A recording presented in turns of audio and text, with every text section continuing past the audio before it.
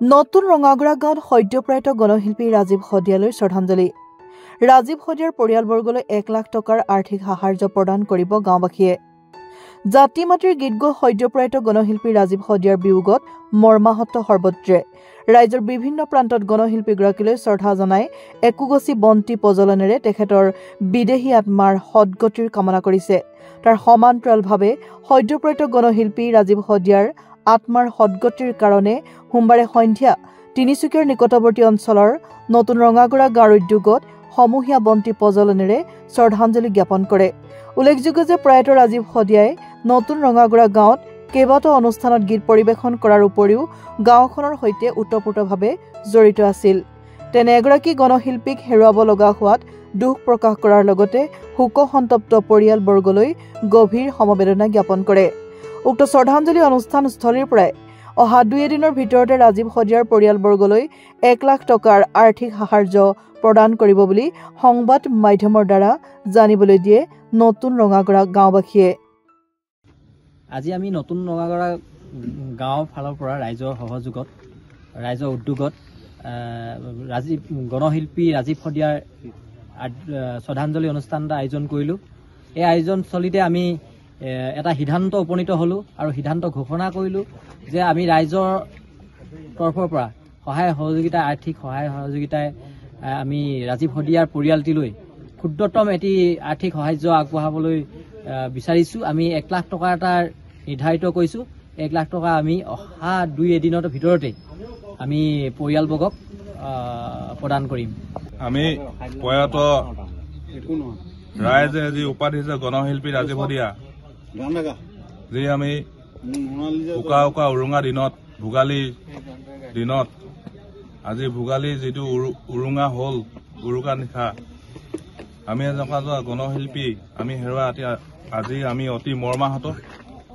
আমি নতুন গাঁওবাসী ৰাইজৰ লগত তেখেতৰ এটা যথেষ্ট ওতঃপ্ৰোত সম্বন্ধ আছে।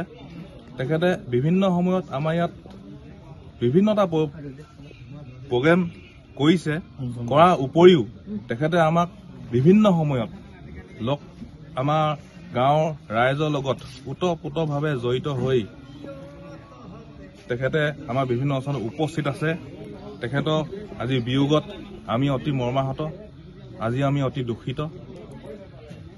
গতিকে আমি নতুন ৰঙাগুৰা গাঁওবাসী ৰাইজে মিলি তেখেতৰ শোকসন্তপ্ত পৰিয়াললৈ আমি এই ঠাইৰ পৰাই গভীৰ শ্ৰদ্ধাঞ্জলি জ্ঞাপন কৰিছোঁ আৰু আমি তেখেতৰ বিদেহী আত্মাৰ সদ্গতি কামনা কৰি আমি এই অঞ্চলতে নতুন ৰঙাগুৰা গাঁও অঞ্চলতে এটি শ্ৰদ্ধাঞ্জলি অনুষ্ঠান উদযাপন কৰিছোঁ আৰু অতি সোনকালে আমাৰ ইয়াৰ পৰা এটা সজাতি দলে তেখেতলোকৰ যি শদিয়া টুপচিঙা গাঁৱত বাসগৃহ আছে তালৈ গৈ আমি তেখেতলোকৰ পৰিয়ালক সাক্ষাৎ কৰি আমাৰ ফালৰ পৰা তেখেতলোকৰ পৰিয়ালৰ এটি সকাহ পোৱাকৈ সামান্যতম আৰ্থিক সাহায্য আমি নতুন গাঁওবাসী ৰাইজে আমি প্ৰদান কৰিম।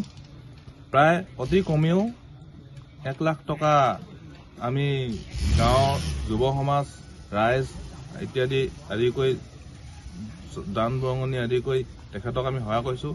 তেখেত যিহেতু গণশিল্পী, আমাৰ দেশ জাতি মাটি ভেটি বিষয়ে তেখেতে যি কথা কৈ গ'ল আমি ভবা নাছিলোঁ তেখেত ইমান সোনকালে যে আমাৰ মাজৰ পৰা আঁতৰি যাব।